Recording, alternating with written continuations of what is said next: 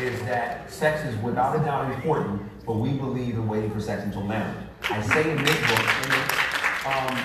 this book, that some are not going to make that choice. So what I recommend is if you choose not to wait until marriage, wait at least until you're in a trusted, committed, loving relationship, so that that sexual experience is coming out of an environment with somebody you really care and trust with your body. So I think it's important, but I think you have to have great discretion. We're living in a time right now where people know how strong lust is and can manipulate you because they know that, oh, if I can get this woman or this guy to sleep with me, I can manipulate them to get what I want. So I would just, again, this is my point of view, I would be very, very cautious of casual sex because of the doors that it can open. That would be very difficult to shut over time. Thank you. And the second question, remind me of it? The independent. Oh, independent. So here's why. The reality is, going back to the box that men are in the world told to live in. When a man does not fit that box, it produces an insecurity. And a lot of times when he's with a woman that seems to be so independent and has everything, it exposes an insecurity in him. So the antidote is not for that woman to become smaller to fit into the version that he would want her to fit into. The antidote is to help resolve for that man, say, okay, why does my success make you uncomfortable? When we come together, it's our success. It's not me outshining you, you outshining me. We're going to shine together. Right. And also, I say as an independent woman, sometimes, we may not need you per se financially or anything, but it's important to let a man know that we value the things that they bring to the table and allow them to do things for us. Even though we're used to doing things for ourselves, like allow him to do things that it makes him feel good. Just like it makes you feel good to do something for someone, it should make him feel good to do something for you. So you have to allow them to do certain things for you. Allow them to do things for you and not allow them to be a man. Because sometimes they put out this notion of you gotta let a man be a man, you gotta make a man feel a man. Like, you can't make a man feel like a man. Only a man gonna make himself feel like a man. That's right. 1,000%. And go to him for advice, like, listen, I need to talk to you about something, this happened. Like, men, I think, appreciate that, even though I don't necessarily have to follow your advice, but I trust you enough to come to you about things that are important to me. Yeah, absolutely. Quick question. Hello, how are you? Hey. My name is Miss B. I'm a 415 podcast. But I had a question about why do women take on projects? I'm asking for a few friends. I don't expect this, but I've noticed with a lot of my friends, they have pretty much dated this guy and then they fix him up, fix his credit and all that type of stuff. Fix his credit. I never fixed nobody's credit. Fix his credit, and then he ended up leaving. So why do women do stuff like that, and why do women leave after a woman has come in and kind of helps them along? Okay, so it's twofold. The same way a man needs to feel needed, in the same relationship, a woman needs to feel needed. And a lot of times you can find your value inherently. You can find your value inadvertently. You can find your value, or you can find validation in the changes that you're making in this particular individual. It is dangerous because anyone, whether you're dating a man and you're trying to help him, or you're dating a woman and you're trying to help her, we all have to be accountable, responsible for who we are and the work that we choose to do. And when someone comes in and becomes a codependent and fixes somebody's credit and does all these things that they don't have to be accountable for. Wait a minute, I didn't spend all these bills. I didn't create this. Now, I'll give you information on how to fix it yourself, but I'm not going to start giving you money to pay down your credit and do all these things, because what happens is that dog in that man sometimes will then begin to say, oh, wait, this is good. This is great. I can get all this, and she's not even asking me where we're going. And she's going to fix well, go ahead. Doesn't make it right, but it's true. And I think a lot of times we have to resist finding value, self-value, and self-worth in a relationship. We have to know we're valuable. And when we bring that value to the relationship, then the relationship can grow. But when we're finding it because we're helping somebody, we can ultimately hurt ourselves. And why do some men leave in situations like that? Because, again, we can be manipulative when we aren't leading with the master. And so part of that can be a situation where a man is getting what he wants, but he has other intentions. And once he gets back to ground zero, he's like, oh, I'm wrong, because I never was there to begin with.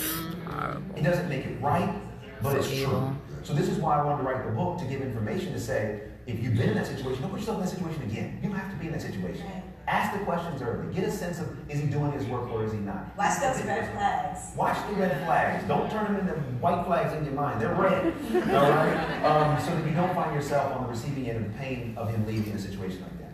Thank you. You're welcome. Now, we're going to take 2 more questions on each side so that Devon can be able to sign the books that you guys already have or we can after this event. I'm gonna try to be more make sure we get my fellas questions. I gotta get my fellas questions. Hear me? Right? Well, Tony, y'all gotta show up. We out here. We out here. We out here. There's one over there. We out here. Looking good, bro. Hi, my name is Yehoshua Armstrong, and my question is more to a married woman such as I, who's ready to leave. I've been married since I was 21, I'm 38 now, and I just feel like I should have never married at 21 because I didn't know who I was. And now that I know who I am, he's looking at me like as if I don't love him anymore because of the change that I want. I think I suppressed my dream a long time of what I wanted to do, and now that I want to do it, he's looking at me, you don't love me. No, I'm not 21, I'm 38. Wow. So should this book kind of gave me confirmation that leaving is the right thing, but what would you also say to a married woman who's ready to go? Have you, Not the same person. gone to marriage counseling? Yeah. 4 years. Wow. I And talked to the nothing. dog without even knowing I was talking to the dog. Wow. I read this Oh, wow. book. Like I say, let's start all over. Let's burn that marriage. Let's just start all over. And the dream that I want, he felt like I'm too old to pursue that dream and crazy. No, get rid of him. This confirmation this book kind of like saved me because I was thinking, yeah, I should stay. And then when I read this book, I was like, I better leave. Yep. So would Yep. you stay to a married? Yeah, here's what I would say. Oh, that was heavy. Here's what I would say. Is he resistant to the changes you're making, or is he resistant to wanting to change himself? Both. And the counselor that you've seen for 4 years is the same counselor, or have you switched We counselor? tried men, we tried women. He didn't want to do the church people because he said we was raised in church, they're just going to tell us to stay married.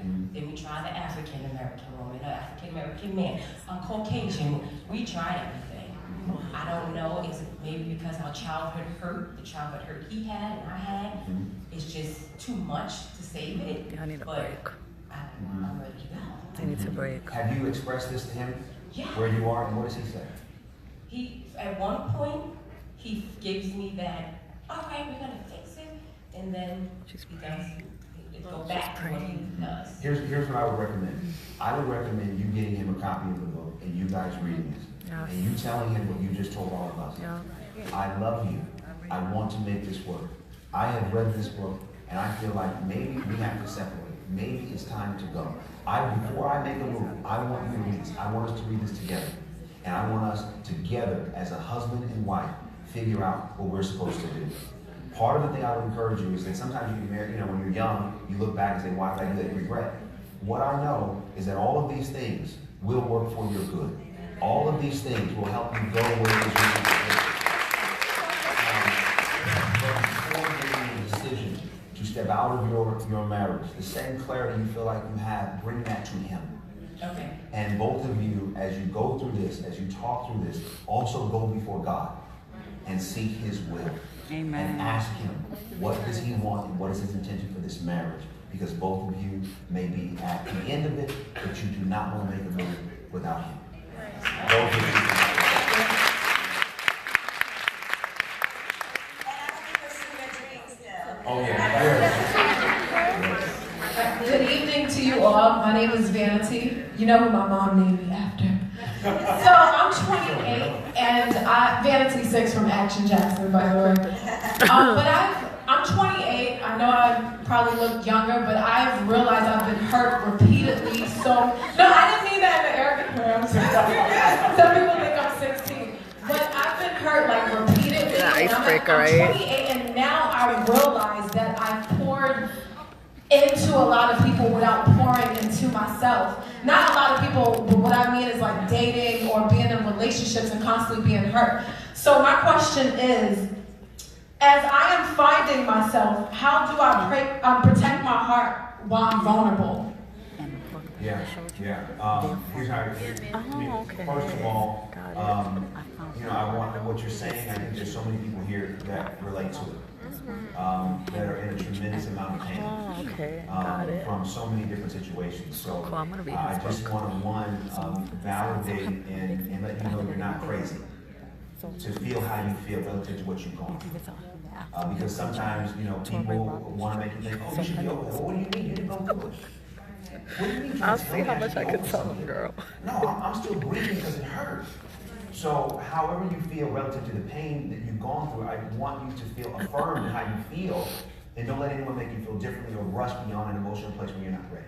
The other thing I would say is, when you're unsettled in your spirit and you're dealing with hurt and you're trying to heal, that may be the time where you say, I'm not interested right now in dating because there's work I need to do.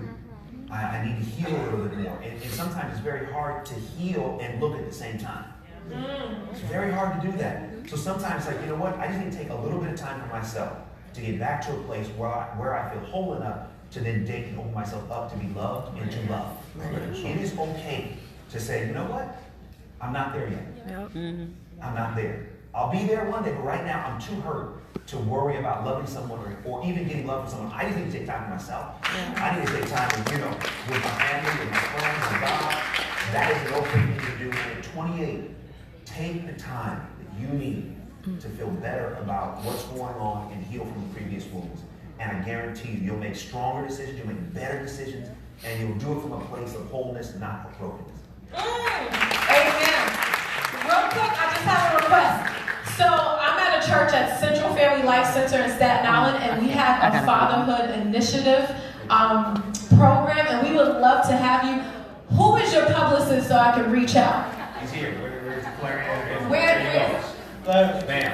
I'm gonna go right there. Okay, there you go. Thank you so Red much. hair, white shirt. God bless So you. we're going to take She's over there. last question, another gentleman over here on this side. She's and right then over there. See one her? question right Over here and we'll wrap with up the for red tonight, hair. And then we'll go Straight to ahead the with the side white. and outside. She's an older lady. Yeah, so I'm gonna say, Angelique, I can find you some Wu-Tang. And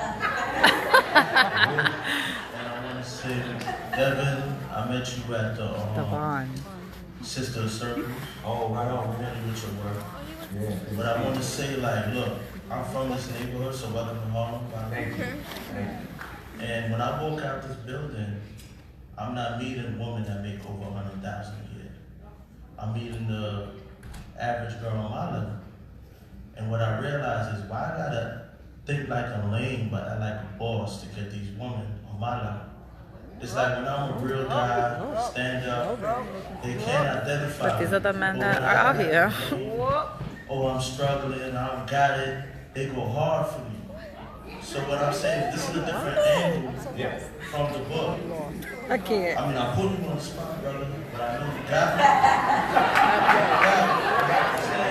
Why is it that the lame dudes is winning, but the real dudes take the garbage out, cook you breakfast, play R&B song, Jodeci and all that? Let me know, please. I need to know. Okay. Nandito.